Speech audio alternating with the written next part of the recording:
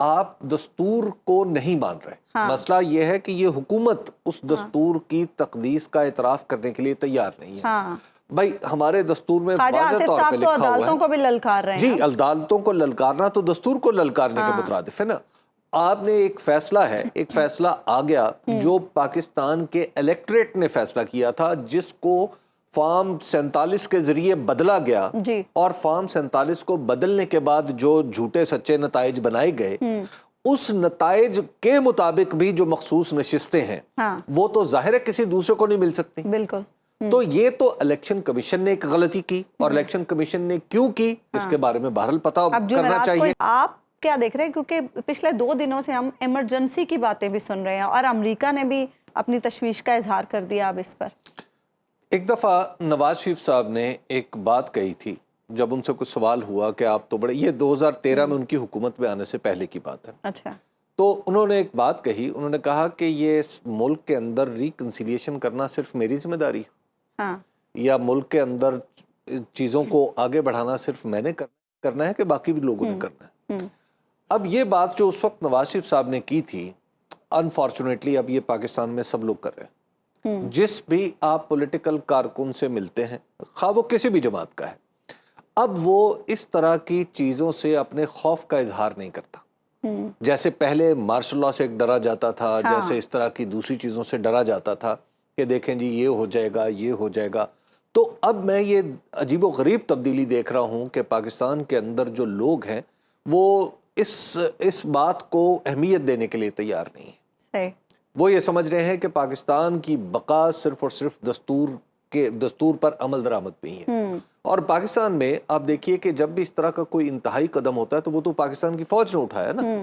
اب پاکستان کی فوج کی طرف سے بھی بالإصرار یہ بات کہی جاتی ہے کہ کانسٹیٹیوشن ہی ہے، دستور ہی ہے جس کے اوپر جس پر ہمیں عمل درآمد کرنا ہے، اور دستور کے اندر سے ہی راستے نکلیں گے. ورنہ کئی بار ایسی صورتحال آئی ہے کہ اگر پہلے کبھی ہوتی تو شاید. اب تو سوال یہ ہے نا کہ آپ دستور کو نہیں مان رہے. مسئلہ یہ ہے کہ یہ حکومت اس دستور کی تقدیس کا اعتراف کرنے کے لیے تیار نہیں ہے. بھائی ہمارے دستور میں واضح طور پہ لکھا ہوا ہے. عدالتوں کو بھی للکار رہے ہیں. جی عدالتوں کو للکارنا تو دستور کو للکارنے کے مترادف ہے نا.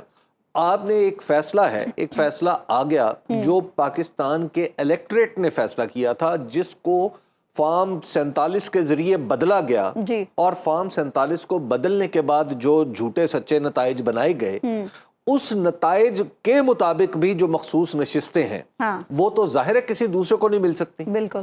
تو یہ تو الیکشن کمیشن نے ایک غلطی کی، اور الیکشن کمیشن نے کیوں کی اس کے بارے میں بہرحال پتہ کرنا چاہیے. اب جمعرات کو وہ اس فیصلے میں بھی کوئی اس کی غلط تشریح کر دیں گے، پھر کیا ہوگا؟ ٹھیک ہے نا. اب بات یہ ہے کہ آپ کو بھائی سپریم کورٹ کے 11 ججوں نے فیصلہ کیا ہے. جی بالکل. یہ کوئی ایسا فیصلہ نہیں ہے جی بشمول چیف جسٹس جن کے اوپر سب سے زیادہ انگلیاں اٹھ رہی تھیں. اگرچہ ان کی دی ہوئی نشستیں تھوڑی سی الگ ہو جاتی ہیں، کم ہو جاتی ہیں، لیکن ایٹ دا سیم ٹائم یہ کیسے ہو سکتا ہے کہ آپ نشستیں کسی اور کو دے دیں؟ تو لہٰذا اب جو معاملہ ہے وہ ہے عدالت کے ساتھ جو یہ محاذہ رائی کا ہے.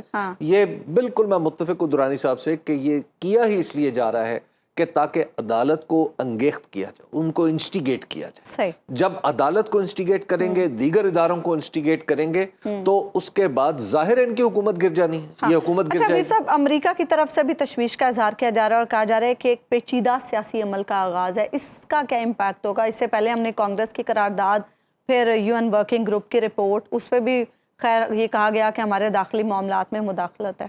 ایک تو مجھے یہ سمجھ نہیں آتی کہ یہ داخلی معاملہ کیسے، دنیا میں یہ بات سمجھ لیں. اب دنیا میں جو پولیٹیکل معاملہ ہے اب وہ کسی کا داخلی معاملہ نہیں رہا. اچھا. یہ دنیا کے اندر تبدیلیاں آ رہی ہیں. ہم امریکہ کے معاملات میں بول سکتے ہیں.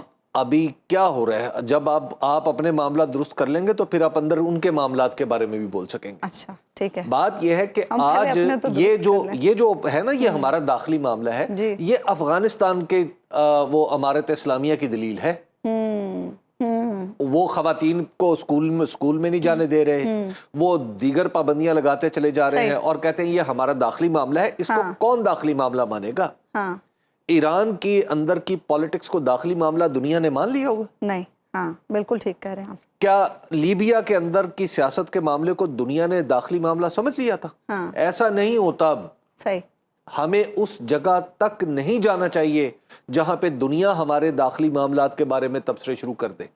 جب دنیا ایک دفعہ تبصرے شروع کر دیتی ہے تو حالات پرپیچ ہوتے چلے جاتے ہیں. تبصرے تو ہو رہے ہیں نا ابھی. تو اب جو تبصرے ہو رہے ہیں قراردادیں پاس ہو رہی ہیں. قراردادیں پاس ہو رہی ہیں. تو اس کا مطلب کیا ہے؟ یہ اشارے ہیں کہ بھائی اپنے معاملات کو، اپنے سیاسی معاملات کو سنبھالیں. اچھا جاوید اور اسی لطیف طرح صاحب، ابھی آپ نے امریکہ کی جو بات کی، ابھی ڈونلڈ ٹرمپ صاحب کو جو ان کے اوپر اسیسینیشن اٹیمپٹ ہوئی، کیا پوری دنیا نے کنڈم نہیں کیا اس کو؟ بالکل کیا.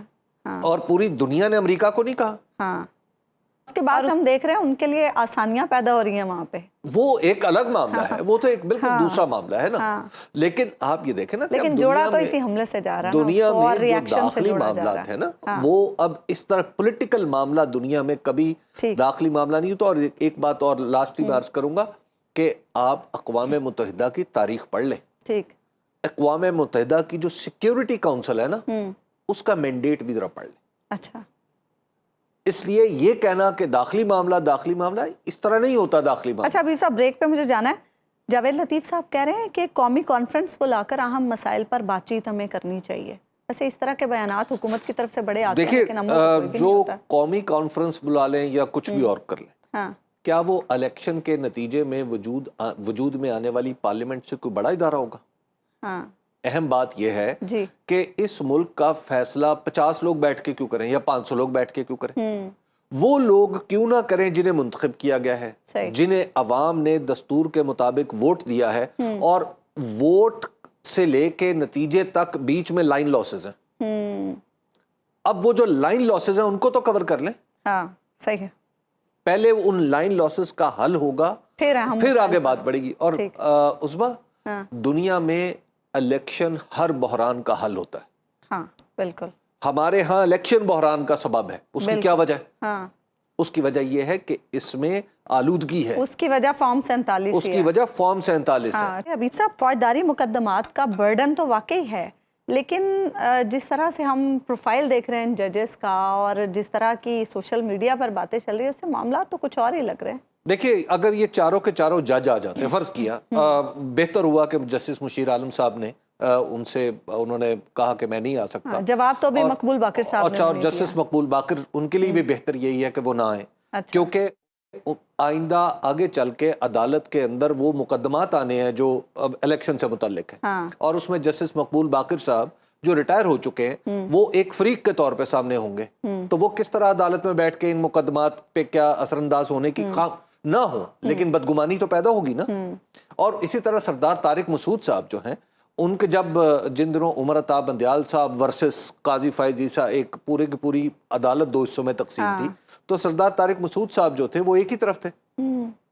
تو لہٰذا جب عدالت میں یہ مجھے جو چاروں نام آئے ہیں، مطلب یہ چاروں، اور اس سے پھر پہلے یہ مظہر عالم میاں خیل صاحب، ادھر آرٹیکل 6 کی بات ہوتی ہے اور ادھر ان جج صاحب کا نام آ جاتا ہے جنہوں نے آرٹیکل 6 کا ذکر کیا ہوتا ہے اپنے فیصلے میں. نوٹ لکھا تھا. ٹھیک ہے. تو آپ ذرا تصور کریں نا کہ پاکستان کی عدالت کے لیے کیا نام آپ کو سلیکٹ کرنا چاہیے. اول تو یہ ایڈ ہاک ججز کی بدعت ہونی نہیں چاہیے.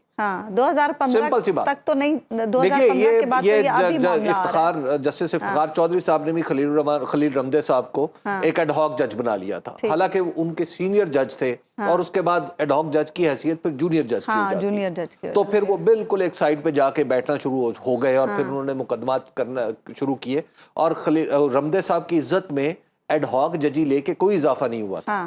اور یہ جو جج صاحبان ہیں، ایسے ماحول میں جب تناؤ ہے، جب سیاسی مقدمات ہیں، پھر عدلیہ پر پہلے اتنی باتیں کی جا رہی ہیں، نہیں، پھر ان کی آراء جو پہلے سے جانی بوجھی ہیں، تو ان ججز کو اول تو ان کا نام لے کے، میرا خیال ہے کہ یہ شاید کو مناسب طریقہ نہیں تھا. پہلے ساری عدالت بیٹھ جاتی، اور اس کے بعد کچھ ایسے لوگوں کو جج ہی اگر ایڈ ہاک لانے کی ضرورت ہی تھی تو پھر ایسے لوگوں کو لے آیا جاتا جو متفقہ طور پہ سلیکٹ ہو جاتے. یا پھر اس کا ایک اور طریقہ ہوتا ہے کہ آپ ہائی کورٹ کے کسی جج کو عبوری مدت کے لیے ایڈ ہاک جج بنا لیتے.